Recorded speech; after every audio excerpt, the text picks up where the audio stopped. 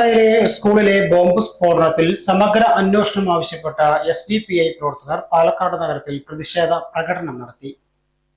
സംഘപരിവാർ ശക്തി കേന്ദ്രമായ പാലക്കാട് മൂത്താൻതറയിലെ സ്കൂൾ പരിസരത്ത് നടന്ന സ്ഫോടനത്തെ സംബന്ധിച്ച സമഗ്രമായ അന്വേഷണം നടത്തണമെന്ന് SDPI ജില്ലാ ജനറൽ സെക്രട്ടറി ബഷീർ മൗലവി ആവശ്യപ്പെട്ടു.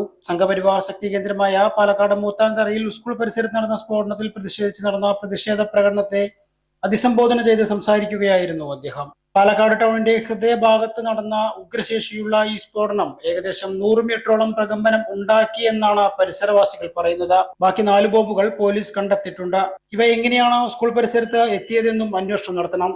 സ്കൂൾ പരിസരത്താണ് ഇത്രയും ബോംബുകൾ കണ്ടെത്തിയെന്നുള്ളത് വളരെയധികം ഗൗരവം നിറഞ്ഞതാണെന്നും പ്രകടനം ഉദ്ഘാടനം ചെയ്ത് സംസാരിക്കവേ ബഷീർ മൗലവി പറഞ്ഞു. ഒരു സ്കൂളിൽ വിദ്യാർത്ഥിക്ക് പരിക്കേൽക്കുകയും ചെയ്തത് നമ്മൾ ഓരോരുത്തരും അറിഞ്ഞതാണ്. നമ്മൾ മനസ്സിലാക്കേണ്ടത് ബോംബ് എവിടെ നിന്ന് വന്നു എന്ന് കണ്ടെത്തേണ്ട ബാധ്യത പാലക്കാട് ജില്ലയിലെ പോലീസ് ഉദ്യോഗസ്ഥർക്കുണ്ട്.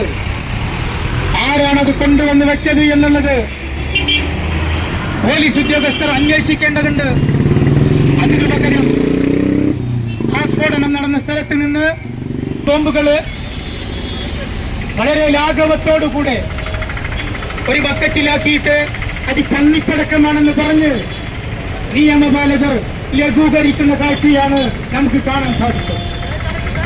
അവിടെയാണ് നമ്മുടെ പാലക്കാട് ജില്ലയിലെ പോലീസ് ഉദ്യോഗസ്ഥർ നിരന്തരമായി ഇടപെട്ടുകൊണ്ടിരിക്കേണ്ട, ഈ ജില്ലയുടെ സമാധാനത്തിന് വേണ്ടി നിരന്തരമായി പ്രവർത്തിക്കേണ്ട പോലീസ് ഉദ്യോഗസ്ഥർ ഒരു സ്ഫോടനം നടന്നിട്ട് പന്നിപ്പടക്കമെന്ന് പറഞ്ഞ് വളരെ ലാഘവത്തോടുകൂടെ കൈകാര്യം ചെയ്യുന്നതാണ് നമുക്ക് കാണാൻ സാധിച്ചത്.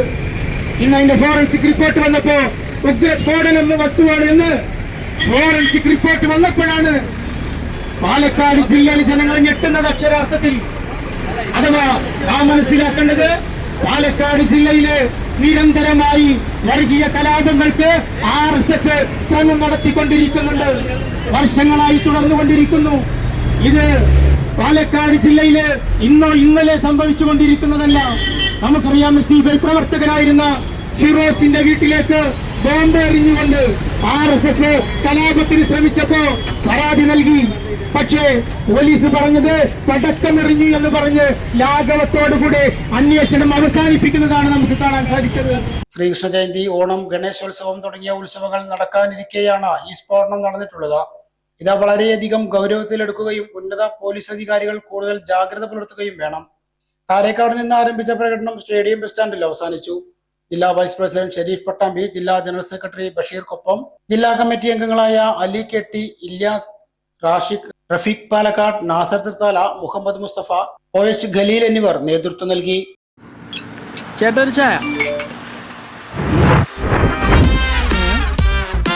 സൂപ്പർ ഫാസ്റ്റ് ആണല്ലോ. ഇതിന്റെ കേരള വിഷൻ വൈഫൈയാ? ഫാസ്റ്റ് ഒക്കെ തന്നെ, പക്ഷെ Kerala Vision wifi connection free ആണ്. ചായ ഫ്രീ അല്ല, കാശട്. Kerala Vision free wifi connection. Free ആയി കണക്ട് ആവൂ.